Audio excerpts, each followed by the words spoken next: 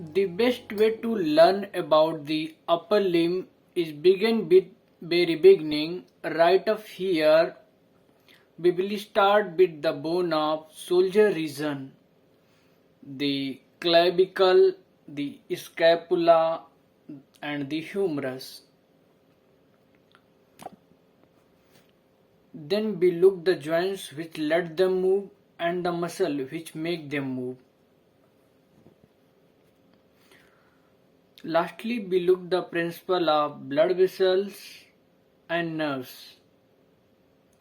First, the bones. The bones that connect upper limb with trunk are clavicle or collarbone and the scapula or shoulder blade. The bone that we feel in the skin can be seen in this dissection. Here is the spine of scapula. Here is the clavicle. In the skeleton, here is the clavicle. Here is clavicle, and in the skeleton, here is scapula. Here is scapula, proximal long bone of upper limb, the humerus, articulate with scapula at shoulder joint. The scapula and clavicle articulate at one point here at sternoclavicular joint. The lateral end of clavicle articulate with this projection on the scapula, the acromion forming the acromioclavicular joint. Apart from one very movable linkage, the scapula is held on the body entirely by muscle. It thus very wide range of movement. Upward movement, downward movement, forward and backward around the chest wall. Looking at the clavicle from above, it is slightly S-shaped, forward curved to its medial half. It is medial in. This is large joint surface articulate with sternum.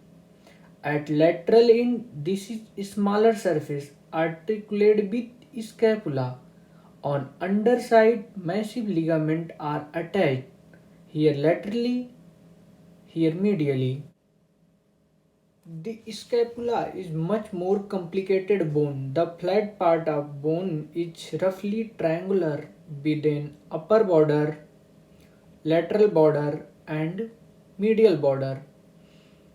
The blade is little curved to fit around the chest wall. This move concave surface is glenoid fossa. Its articular surface for shoulder joint. Above and below the glenoid fossa are supraglenoid tubercle and infraglenoid tubercle, where two tendons are attached as far BC. A prominent bony ridge, the spine of scapula, arises from the dorsal surface and divides it into the supraspinous fossa and the infraspinous fossa.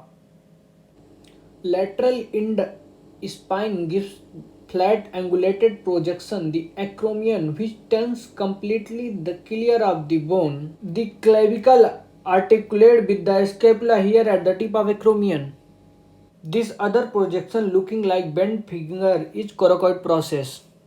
Here the clavicle and the scapula look in the living body around the edge of shallow glenoid fossa, a fibrillar cartilage glenoid labrum mixed circuit of shoulder joint, bit wider and deeper.